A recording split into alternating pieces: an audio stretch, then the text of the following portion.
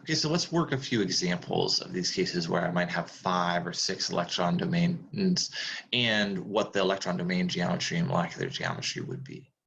So if we look at SF4 as an example, sulfur I know has 6 valence electrons, fluorine has 7 times 4, that's 28. So all told, I have 34 valence electrons.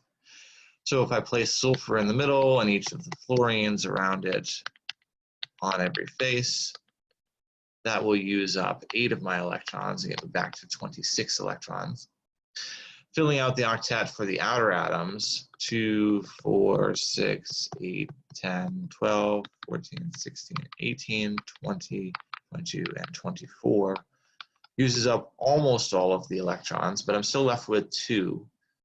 Now, I can't break the octet rule for fluorine because it's in row 2, but I can for sulfur, so I put that last lone pair onto sulfur. Now, if I evaluate its number of electron domains, I can say that it has 5 electron domains, 4 bonds, and 1 lone pair. And thus, the electron domain geometry, which I'll just write as EDG, the electron domain geometry is, in this case, trigonal bipyramidal. However, because one of those is a lone pair, my molecular geometry ignores it, and we have instead a seesaw structure. If I write this a little bit more in 3-dimensional space, it will perhaps look a little clearer, where I know that in the trigonal bipyramidal electron domain geometry, the angles within the plane are 120, and then there's 90 degrees for something above and below. So if I write something along those lines here, I'll put sulfur, fluorine, fluorine, and then 120 degrees from each other, I'll put 2 fluorines, and then on this side, the lone pair. Now you can see if we ignore the lone pair that we have more of the seesaw-looking structure. How about BRF5? Well, they're both halogens. They have 7 valence electrons apiece. Br has 7, fluorine has 7 times 5, that's 35. So in total, I have 42 valence electrons. Br is lower down in the table, so I put it in the center.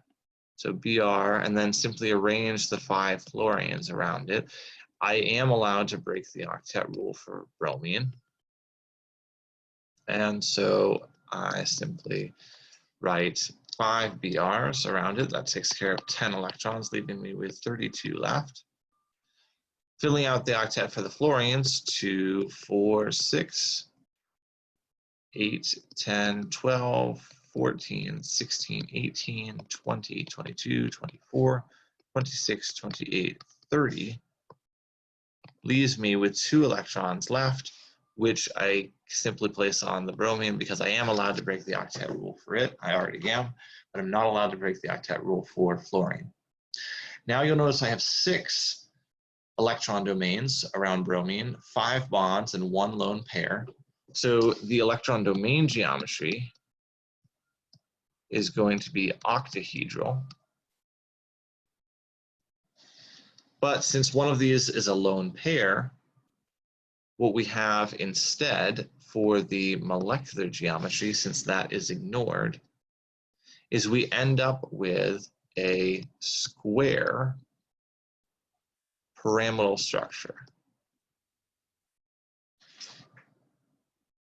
where if I think about the bond angles in the if I think about the bond angles in the octahedral geometry, they're all 90 degrees from each other. So if I draw this a little bit more succinctly, bromine with fluorine straight up and straight down, 2 fluorines 90 degrees from each other on this side, 2 fluorines 90 degrees. Well, it would be 2 fluorines, but instead, I don't actually have 6 fluorines. I have a lone pair, which I can draw here. And now you can see how I have more of a 4-pointed base to a pyramid here.